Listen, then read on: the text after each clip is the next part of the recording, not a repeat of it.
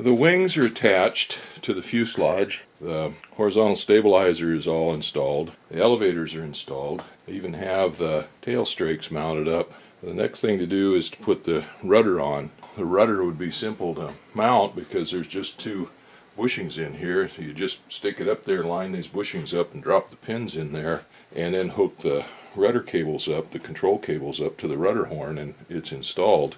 But it's a little bit more complicated than that, of course. I didn't put the rotating beacon on. I need to do that. And the aft position light, I need to put it on. This is the control horn here for the tail wheel steering.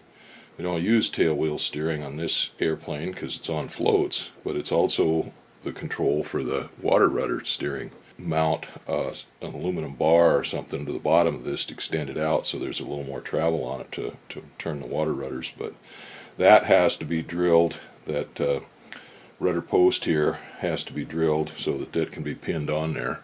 And then I've got to do something. This is the wire, supply wire for the nav light and the rotating beacon, and I need to figure out something to do with it. So anyway, I guess that's the next step. I'll get these things mounted up on here, and then we'll be able to take it down to the airframe and stick it on. These aft position lights on seaplanes take a real beating. They're down here low on the rudder, and they get full contact with the spray on takeoff and whatnot. And here we're in salt water, so the salt water is highly corrosive. And then when the airplane is on the ramp, the tail is down low close to the water anyway.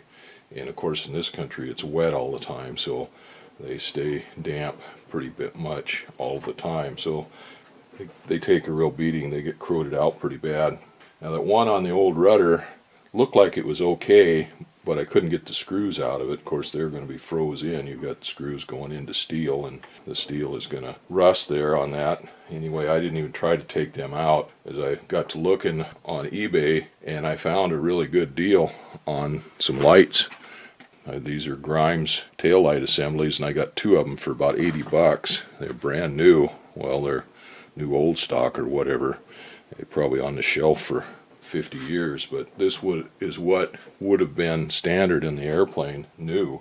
Anyway, that's what I'm going to mount up on there. I can take that other one out probably and refurbish it and fix it up, and it might be fine, but this has got a new one for less money.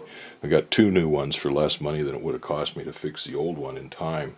Well, anyway, that's what I'm doing. So I've got to do a couple of things here to mount this. First thing I'm going to do is set this in there and locate these holes and tap them out for number 4 screws. I've got some number 4 stainless steel screws, and I think I'm going to put machine screws in there and tap those holes and put them in. We'll see how that works out. You can always take them out and put sheet metal screws in there, I guess.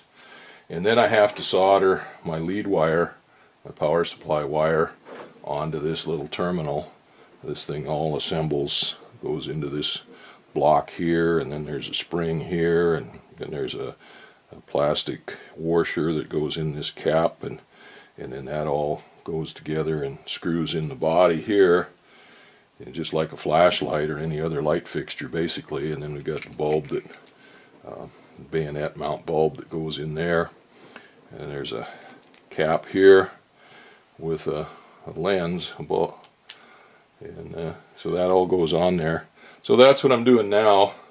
I'll go ahead and put that on there, and we'll move on to the next project. I'll probably put the beacon on. That aft position light is mounted on there. I'm going to tighten down these 2 screws a little bit. There's a pretty good gap in there that doesn't seat down tight against that base that's on there. Well, I filled that up with RTV, some black silicone, to make a gasket there to seal that up. And I've squeezed that out a little bit, put it down, squeezed it out a little bit. So now it's got a pretty good fill in there. I'll wait till that stuff sets up before I tighten those screws down all the way. But that thing is on there, and that should be pretty good. That should keep the moisture from penetrating in there around that light fixture and getting into the tail or getting into the light fixture. I put some DC4 silicone grease down around the bottom of this light fixture, kind of sealing up that hole a little bit around the wire. Now, that stuff doesn't harden up or set or anything, so it might get pushed out of there, whatever, but it's, you know, soft grease, so hopefully that'll get around that plastic washer there and kind of seal that hole up a little bit, keep any moisture from getting in from the backside. But well, the first thing I got to do with the beacon is to open up that hole in the top of the mount there so I can fish the wire out through it. Cut a hole in the fabric again. Alright, now I got to see if I can find that wire that I had in there for to fish that lead out of there. I got the beacon installed. It took a little bit longer than I expected it to, maybe than it should have, as it came all apart. I hadn't been able to get this lens, this cover off of there. I thought it was all glued on into one piece, but while I was fooling with it, it came apart. Well, I thought I broke it. Well, I went to looking in Aircraft Spruce, and an old catalog I had these listed for $149. I thought for $149 I'd go buy a new one and get it sent up, because this one has been here since I had the airplane, and the lens was getting all clouded and stuff like that. But I went down and did a little research on it, and the price now is $259 or $279, and $100 more than what it was. It's still cheap for a beacon, and this works fine for that, but this was working, so I can always get a new one. But I did have it apart, and it was dirty inside this lens. It had got green stuff in there and stuff, so I cleaned that out, and the outside of it was kind of clouded, so I washed it down with some alcohol, and then I got a Dremel tool with a polishing pad on it and tried polishing it, and that cleaned it up a little bit. But this plastic is so soft that I got little spots all over it there from just burn spots, or just where it rubbed. It just doesn't want to polish very good. Probably do it better by hand than with a Dremel tool. Anyway, I did some research on it, and I can replace this.